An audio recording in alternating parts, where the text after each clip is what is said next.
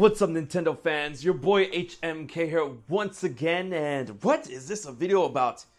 Metroid? Specifically about Metroid Dread? Yeah, that's right. If you guys didn't know, I mean, obviously you think I only play Zelda, Kingdom Hearts, and Smash Bros. On account of my stuff. But the thing is, I play a lot of Nintendo games, and I love the Metroid series, and I'm so glad that it's coming back in full force. Please get this game, play this game, enjoy this game, because if Mercury's team is handling this one, ooh, it's gonna be a spicy game. But I've seen a lot of people confused and almost an equal amount of people not talking about the reason why Metroid Dread is Metroid 5. So I decided to make this simple video in order to get my feet wet with the Metroid content here on your favorite hyped channel. So, if you guys didn't know, Metroid actually has a bunch of different games, and I know that a lot of people are going into the Metroid series going off what they know with the Prime series. But funny enough, the Prime series is actually the spin-off when you consider all the other games in the Metroid series, including other spin-offs like Metroid Prime Hunters, Metroid Prime Pinball, things like Other M, and other games. But when it comes to the mainline Metroid series, there are 5, or I should say soon to be 5 games. It all starts with the side-scrollers known as Metroid and Metroid 2. Now, if you guys need a little TLDR about Metroid, I'm not going to spoil everything, but I'm going to get you up to speed on how Metroid Dread is come to be known as Metroid 5, and what you should know going forward playing these games if you want to give them a shot. So, in the beginning, there was light and there was darkness. Well, not really. In the beginning, there was the Galactic Federation and the Space Pirates, and they decided to fight over this brand new life form known as, Metroids, these adorable little critters and stuff that have the power to suck the life force of sentient alive beings. So here comes the Galactic Federation. It's like, okay, we could use this for the benefit of humanity. And then the Space Pirates don't like that, and then Mr. Riddles, takes away the Metroid.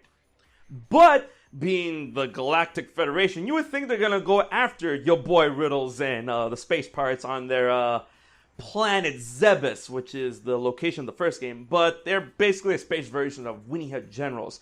So they have to send in our girl, the best bounty hunter ever, Samus Aran, to exterminate the Metroid, because in the wrong hands they could do quite a doozy. So Metroid goes to Planet Zemnis in order to take the Space Pirates to Pound Town, and that's Metroid 1. Metroid 2, which is literally Metroid 2, The Return of Samus. Samus goes to the home world of the Metroids, SR388, in order to exterminate the remaining Metroids. And I'm gonna let you find out what happens in that game.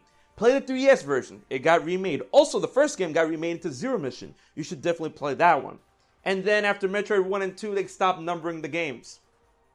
So Metroid 3 is actually Super Metroid on the Super Nintendo, which is an amazing game, in which Samus has to go back to Zebes in order to stop the Space Pirates again.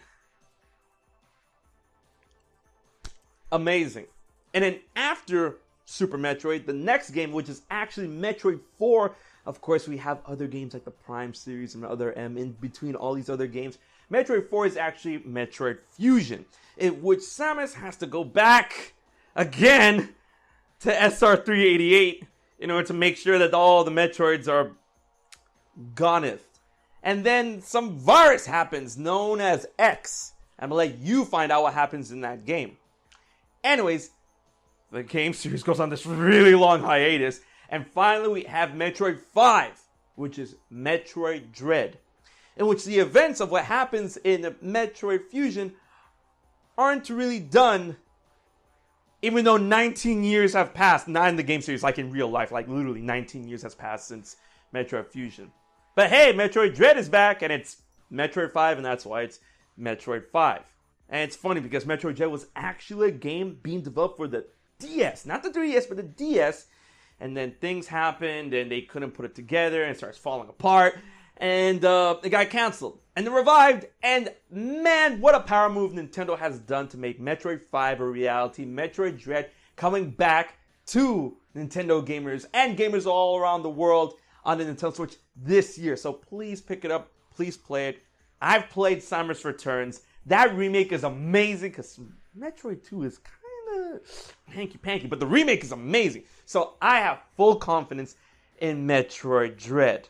Now, it seems that if this game is going to do as well as I would hope, considering it's topping the charts and all these video game websites in terms of sales and hype and all that good jazz, I really hope that Nintendo turns this into another Fire Emblem situation in which Metroid is going to be competing once again with the big boys.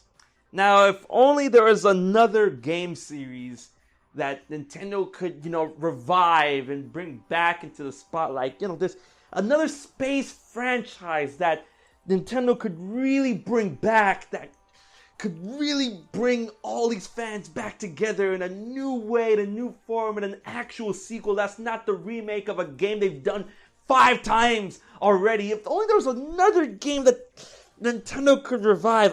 I don't know, it's on the tip of my tongue. It has to do with that. Oh, God. Zero GX?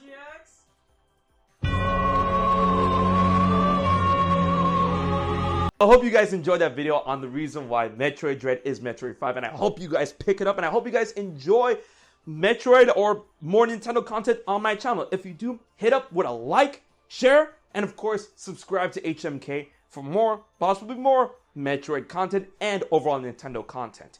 And leave a comment if you did enjoy this video, or, I don't know, just leave a comment. Yeah. Big thanks to my Patreon supporters for helping making this video happen. If you want to find out how you can support HMK for just $1 a month, please check out my information in the description box below. And hey, if you guys didn't know, I have a Discord server which is open and up to all YouTube members and Twitch subscribers. And the best part is, as long as you follow the rules in the Discord, your membership will not expire. So consider that. And until the next Nintendo video, this has been your boy HMK, and I'll check you guys later.